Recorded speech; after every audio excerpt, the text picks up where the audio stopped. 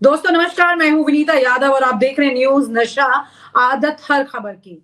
यहाँ पर महाराष्ट्र की एक ऐसी खबर है जिसको सुनकर आप हैरान हो जाएंगे कि कितना कुछ जोर लगाया गया महाराष्ट्र में, लेकिन महाराष्ट्र में अभी भी आपको सरकार का वो एहसास नहीं होगा जो कि होना चाहिए।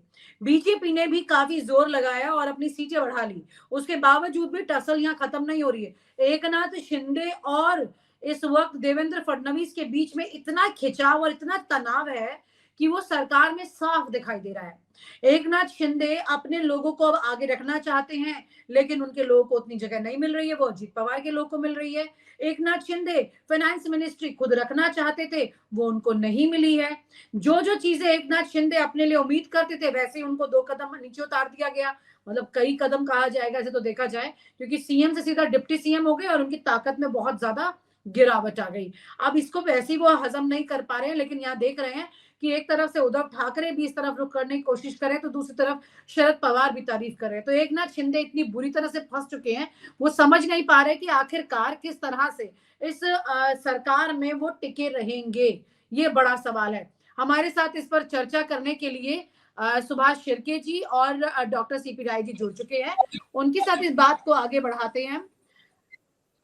सुभाष जी, एक बड़ी बात ये है यहाँ पर कि जिस तरह से एकनाथ शिंदे सोच रहे थे सब कुछ, वो सब कुछ नहीं हुआ। तो अब एकनाथ शिंदे करेंगे क्या? खिसियानी बिल्ली खम्बा नोचे, अंगूर खट्टे हैं खजूर पे लगे, क्या कहा जाएगा इस परिस्थिति को? क्योंकि यहाँ पर परिस्थिति काफी ज्यादा खराब हो चुकी है और चारों तरफ से नेता उस तरफ रुख भी कर रहे हैं। ये सबसे पहले एकनाथ शिंदे इनका गुट तोड़ने की कोशिश बीजेपी कर रही है और इसके लिए उदय सामंत जो इंडस्ट्री मिनिस्टर है उसको बीजेपी ने यानी अपनी तरफ ले लिया है। और ये बात जब एकनाथ शिंदे इनको पता चली उसके बाद ये सारा बवाल हुआ है। और शिवसेना गुट के जो प्रवक्ता है संजय राउत, इन्होंने भी खुले रूप में मीडिया के सामने कहा कि महाराष्ट्र को तीसरा उप मुख्यमंत्री मिलने वाला है। उनका ये कहना था कि एकनाथ शिंदे का गुट तोड़ा जाएगा और उसमें और एक जो नेता है उसको उप मुख्यमंत्री बनाया जाएगा। तो ये सारी चीजें जो है वो खिचड़ी पक रही है, क्योंकि बीजेपी एकनाथ शिंदे इनके जो टैंट्रम्स है उससे खुश नहीं है। एकनाथ शिंदे अगर रूठ जाते हैं तो एकनाथ शिंदे अपने गांव में चले जाते हैं और वो बीजेपी के किसी भी नेताओं को मिलते नहीं है, फोन पे भी बात नहीं करते। तो ये सारे जो टैंट्रम्स हैं वो बीजेपी सह नहीं पा रही है। बीजेपी ने एकनाथ शिंदे इनका जो सबसे पहले मुद्दा था उनको मुख्यमंत्री बनाने का, वो उन्होंने माना नहीं। उसके बाद जो उनको मनचाहे जो मिनिस्ट्री मिलने चाहिए थी उसमें से गृह मंत्री पद उनको दिया नहीं थी, इसलिए एकनाथ शिंदे पहले से ही नाराज है। अब बीजेपी का ये मानना है कि 2029 में बीजेपी को 100% यहाँ पे खुद का बलबूते पे उनको चुनाव जीतने हैं। उसके लिए उनको कोई बैसाखी नहीं चाहिए, ना अजीत पवार की बैसाखी चाहिए, ना ही एकनाथ शिंदे की बैसाखी चाहिए। तो इसलिए सबसे पहले कट्टू साइज एकनाथ शिंदे को किया जाएगा और उसके बाद अजीत पवार का नंबर आएगा। विनीता जी, तो एकनाथ शिंदे को हटा के फेंक दिया जाएगा, लेकिन फिर ऐसे में उद्धव ठाकरे और शरद पवार को जोड़ लिया जाएगा और एकनाथ शिंदे और अजित पवार को हटा दिया जाएगा। ये इतना आसान अभी लग रहा है? इससे क्या बीजेपी को बड़ा लॉस नहीं होगा? नहीं, एक तो उद्धव ठाकरे इनको अपनी तरफ लेने की कोशिश बीजेपी करने की कोशिश उन्होंने बहुत की, लेकिन इतना उद्धव ठाकरे उनके पाले में नहीं आ रहे हैं। इससे पहले आरएसएस की तरफ से भी बात हुई थी कि हमारे नेचुरल एलाइज जो है वो उद्धव ठाकरे हैं, लेकिन उद्धव ठाकरे ने इतनी कड़वाहट हुई है। उद्धव ठाकरे के सारे इंक्वायरी इनकम टैक्स की जरिए और इन्फोर्समेंट जरिए उद्धव ठाकरे और उनके जो रिश्तेदार है उनकी इंक्वायरी बीजेपी ने की है और इसके कारण बहुत सारी कड़वाहट उद्धव ठाकरे और बीजेपी के मन में हुई है। और इसको लेकर उद्धव ठाकरे जो है वो अपने पाले में नहीं आ रहे। इसको देखते हुए अजीत पवार को जिम्मा दिया गया है कि वो शरद पवार के गुट के कई जो विधायक हैं या फिर मेंबर ऑफ पार्लियामेंट है उनको तोड़कर लेके आए। और इसलिए अजीत पवार अपनी तरफ से इसके बारे में प्रयास कर रहे हैं, लेकिन मैं बीच में शरद पवार और उनकी अजीत पवार इनकी एक मीटिंग भी हुई थी और उसमें ये बात उन्होंने कहने की कोशिश की कि अब कुछ रहा नहीं है, अभी जो भी है वो बीजेपी के साथ में ही जाना है, ज्यादा दिन अगर आप देर करोगे तो तो फिर उसका अजीत पवार फायदा कुर्सी क्यों होगा हटा नहीं। लेते हैं शरद पवार के पास से, सुभाष जी, जब इतनी क्लियर बात हो चुकी है दोनों के बीच? तो देखिए, ये जो दोनों तरफ से पारिवारिक संबंध तो है ही, और इसके लिए पारिवारिक संबंध है तो इसलिए आपस में वो बातचीत करते रहते हैं। कई सारे फंक्शंस होते हैं, उसमें ये लोग आप मिलते हैं। तो ऐसे में अजित पवार के जरिए बीजेपी कोशिश कर रही है कि एनसीपी का जो बाकी धड़ा है वो भी अपने पाले में आ जाए, और इसके लिए कोशिश बीजेपी कर रही है। डॉक्टर साहब, आपको क्या लगता है कि यहाँ पर इस वक्त जो चल रहा है महाराष्ट्र में, तो आपको लग रहा है कि यहाँ पर इतनी आसानी से स्टेबिलिटी आ पाएगी? क्योंकि महाराष्ट्र में बहुत सालों से अभी तक स्टेबिलिटी आ नहीं पाई तस्वीर में अगर देखें तो। विनीता, महाराष्ट्र में बीजेपी ने अपने दम पर चुनाव जीत लिया है। चुनाव जीता है या चुनाव मैनेज किया है वो अपनी जगह है, वो विवाद अभी तक अपनी जगह मौजूद है। वो चुनाव आयोग से लेकर के और सुप्रीम कोर्ट तक की लड़ाई उसमें रहेगी अभी। सुभाष जी तो महाराष्ट्र के रहने वाले हैं, कुछ सवालों के जवाब मैं इनसे जरूर चाहूंगा। जैसे वो एक ही क्षेत्र में लोकसभा चुनाव हुआ, विधानसभा चुनाव हुआ। लोकसभा चुनाव कांग्रेस पार्टी जीत गई, 6 विधानसभा बीजेपी जीत गई, और दोनों के वोट में काफी लाखों वोटों का डिफरेंस है। तो वो लाखों लोगों ने वोट विधानसभा में डाला लेकिन लोकसभा में नहीं डाला, बड़ा सवाल है।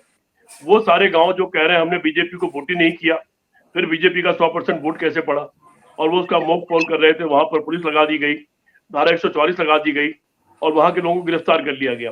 ये जो इस तरह की तमाम शिकायतें हैं, महाराष्ट्र का चुनाव नहीं बल्कि एक मजाक है चुनाव के नाम पर, हरियाणा की तरह से। मैं तो दूर से बैठ कर देख रहा हूँ, महाराष्ट्र में मेरी तमाम लोगों से बातें होती रही।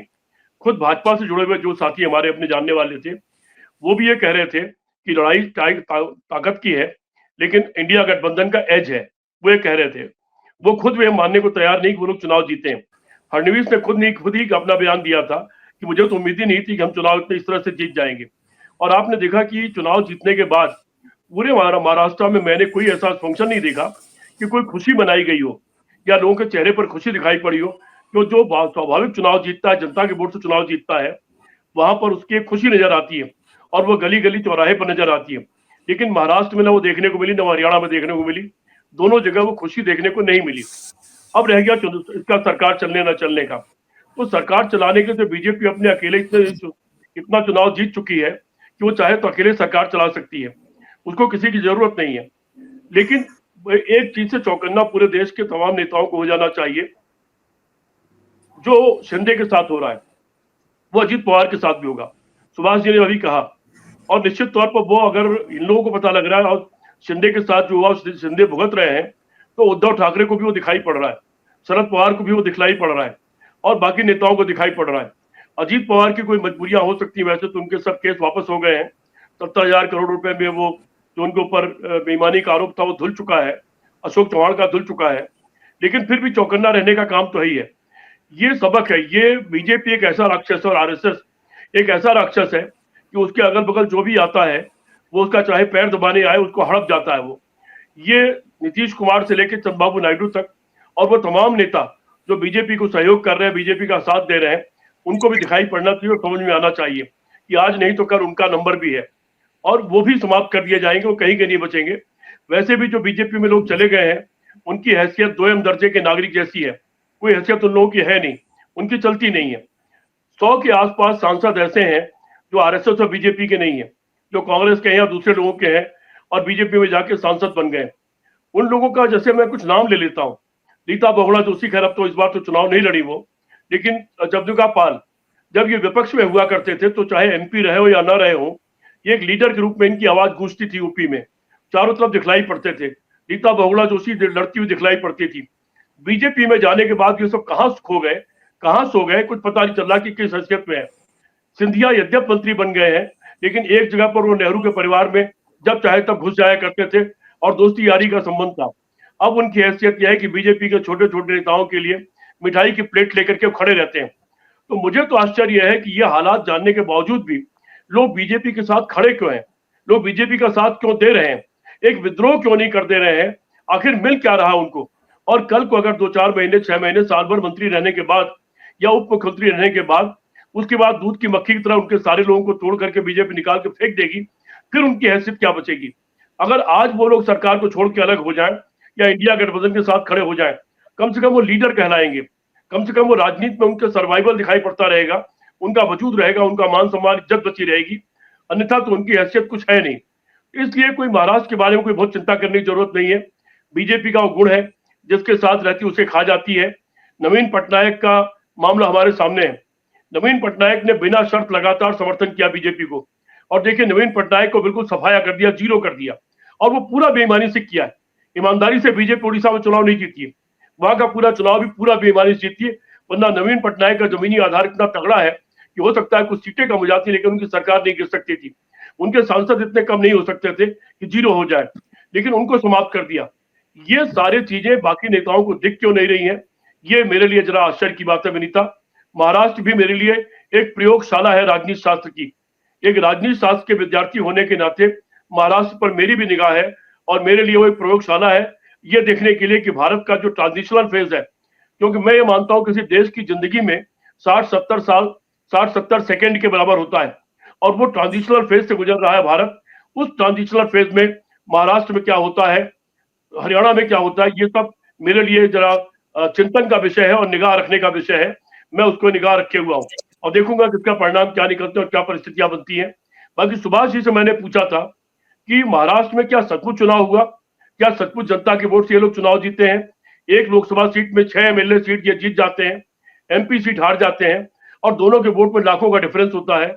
इसके पीछे सुभाष जी क्या कारण है, मैं चाहूंगा कि आपके द्वारा न्यूज दशा के दर्शकों को ये बातें जरूर मालूम पड़े। जी सुभाष जी।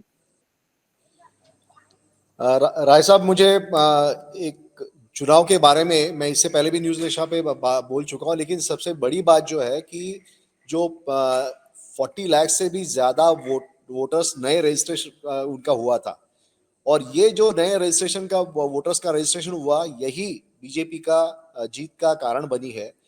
बीजेपी ने तकरीबन 112 सीटों पर बीजेपी के जो लोग आगे चले गए हैं, बाकी इंडिया गठबंधन के उम्मीदवारों से आगे चल गए हैं। उसके पीछे ये जो 10,000 नए रजिस्ट्रेशन करने वाले वोटर्स है, उनका 10,000 से 12,000 तक का जो वोट प्रतिशत बढ़ा है, वो उसका कारण बना हुआ है। और ये कारण इसके कारण बीजेपी वहां पे जीती हुई है। इसके बारे में भी बाकी लोग भी काम कर रहे हैं, और इसके बारे में रिसर्च भी चल रहा है। कुछ ही दिनों में हमें और तस्वीर उभर कर सामने आ जाएगी। लेकिन एक है कि लोकसभा चुनाव में जो इंडिया गठबंधन को जीत हासिल हुई थी, कांग्रेस सबसे बड़ी जिम्मेदार है कि वो ये नए रजिस्ट्रेशन जो वोटर्स हुए उसको उन्होंने कोई यानी उसको विरोध नहीं किया था, या फिर उसकी इंक्वायरी उन्होंने नहीं की, या उसका कोई उन्होंने ढूंढा नहीं कि ये सच में है या गलत है। क्योंकि मैं आपको एक उदाहरण दूं कि राधाकृष्ण विखे पाटिल, इन ये जो मिनिस्टर है, उनके कॉलेज के ही लोग बच्चों को वोटर करके बनाया गया। एक ही नाम के 6 वोटर ये वोटर लिस्ट में है। इसके बारे में कोई भी आक्षेप कांग्रेस की तरफ से या इंडिया गठबंधन की पार्टियों की तरफ से नहीं लिया गया। अब चुनाव होने के बाद जब क्या हुआ, गलती कहाँ हुई, ये जब पता चला या इसके बारे में संशोधन की बात आई, तब ये बात पता चली कि बोगस वोटर्स रजिस्ट्रेशन किए गए, और ये बोगस वोटर्स जो है वो काफी मात्रा में है। अब ये कितनी मात्रा में है, इसके बारे में ना तो चुनाव आयोग कुछ बता रहा है, ना कोई डेटा उसमें वो कर रहा है। तो ये सबसे बड़ी बात है। चुनाव आयोग जो है वो कोई भी चीज है, उसको अगर आप आक्षेप उसको अगर आपने किया या आपने उसके विरोध किया, तो चुनाव आयोग तुरंत इसको बोलता है कि इसमें कोई सच्चाई नहीं है, और वो चुप बैठ जाता है। और आप कोर्ट पे भी जा नहीं सकते, कोर्ट पे भी जा नहीं सकते। कोर्ट जो है वो चुनाव आयोग के ऊपर इंडिपेंडेंट इंस्टीट्यूशन है, इसलिए वो उनके ऊपर जिम्मेदारी थोप देता है। राय साहब। सुभाष जी, इसी में सवाल उठता है, आपने कहा बोगस वोटर है, एक एक नाम के 6 वोटर हैं। इसका मतलब वोटर एक्चुअल तो नहीं है, एक्चुअल वोटर नहीं है, एक्चुअल में वोट भी नहीं पड़ा। फिर ये वोट कैसे पड़ा, फिर उतना 10-10, 12-12, 15-15 हजार वोट अचानक कैसे पड़ा। वो निश्चित तौर पर कोई मशीनी काम है, कोई ना कोई और तरीका है, उसका तरीका है। किसी न किसी तरीके से वोट बढ़ाया गया किसी तरीके से हो। नहीं, यही तो बात है। इसीलिए तो जो लोग कांग्रेस के नेताओं ने भी चुनाव आयोग को वहां पे उनका शिष्टमंडल गया था और उन्होंने कहा था कि ये हमारी कंप्लेंट है और इसके बारे में आप हमें जवाब दीजिए। तो चुनाव आयोग ने कहा कि सब कुछ ठीक है, बस एक शब्द में उन्होंने कहा कि सब कुछ ठीक है और इसके खिलाफ आप कोर्ट में भी नहीं जा सकते, ये प्रॉब्लम है। तो मैं जो देख रहा हूं कि इसमें कांग्रेस की सबसे बड़ी भूमिका रही है। कांग्रेस ने इसके बारे में सजग रहना चाहिए था और उसमें काम करना चाहिए था, जो उन्होंने किया नहीं। दूसरी बात, आपने एक बड़ा सवाल पूछा कि बीजेपी सबको बता रही है कि वो 100% बीजेपी की ताकत जो है बढ़ाने की कोशिश कर रही है, फिर भी लोग जा रहे हैं। मुझे भी आश्चर्य हो रहा है कि महाराष्ट्र जो उसकी पहचान है वो शिवाजी महाराज की पहचान है। एक मुगल बादशाह के खिलाफ, जब उस वक्त मुगल सल्तनत का जो जीडीपी था विश्व का 25% जीडीपी मुगल सल्तनत से आता था, और ये मुगल बादशाह की ताकत के खिलाफ एक ही राजा यहाँ पे खड़ा हो गया, शिवाजी महाराज, और उन्होंने वहां पे जो आगे हिस्ट्री है। लेकिन यहाँ पे महाराष्ट्र में कोई खड़ा होने के लिए तैयार नहीं, अमित शाह और नरेंद्र मोदी इनके खिलाफ। सब कुछ लोग अपने अपने जो संस्थाएं हैं उसका हित देखने के लिए तरस रहे हैं, अपने अपने जो कुनबे हैं उसका हित वो देख रहे हैं। कोई ना तो राज्य का हित देख रहा है, ना ही कोई डेमोक्रेटिक जो सेटअप है उसके बारे में कोई सोच रहा है। जी, यानी कि कुल मिलाकर के अभी महाराष्ट्र की जो परिस्थितियां चल रही हैं उसमें कुछ नया नहीं है सर, पुरानी ही तस्वीर है। विनीता, सुभाष जी ने एक बहुत बड़ी बात कही, ये आपके दर्शकों के लिए एक बहुत बड़ी बात कही। सुभाष जी ने कहा कि मुगल बादशाह के खिलाफ एक अकेले शिवाजी खड़े हो गए और बड़ी मजबूत लड़ाई लड़ी उन्होंने, मुगल बादशाहों को चुनौती दी। और उस शिवाजी का घर महाराष्ट्र है। उस शिवाजी के मानने वाले लोग जो शिवाजी को मानते हैं, वो ऐसे कैसे हो सकते हैं कि जो बीजेपी सबको खत्म कर रही है वो उसके नीचे झुके जा रहे हैं, दबे जा रहे हैं, डरे जा रहे हैं, बिके जा रहे हैं और लालच में दबे जा रहे हैं। ये तो शिवाजी का मतलब, वो कैसे कहते हैं कि ये लोग शिवाजी के वंशज हैं? क्या इन लोगों को शिवाजी का नाम लेने का हक होना चाहिए? क्या ये लोग शिवाजी का नाम लेने लायक हैं? क्या ये लोग शिवाजी की माला पर की मूर्ति पर माला पहनाने लायक हैं? ये तो शर्मनाक स्थिति है वहां की। फिर महाराष्ट्र जिस बात के लिए जाना जाता था, उनका एक गाना है, प्रोफेसर बसंत बापट ने लिखा है, जिसको कि महाराष्ट्र के हर कार्यक्रम में गाया जाता है। मैं 1974 में जब महाराष्ट्र में गया था, वहां पर एक यूथ एक्सचेंज प्रोग्राम में क्रांति शाह ने बुलाया था हम लोगों को। योग बिरादरी वहां की संस्था है और अमोल पालेकर की संस्था आविष्कार, उसके साथ नाटक भी किया था हम लोगों ने। 1974 की शायद बात है या 75 की, एग्जैक्ट साल मुझे याद नहीं है। तो वहां हमने एक गाना सुना था, प्रोफेसर बसंत बापट से हम लोग मिले भी थे। वो एक गाना गाते हैं, जय जय महाराष्ट्र माझा। तो ये गाना गाने की फिर आपकी हैसियत कहाँ बचती है?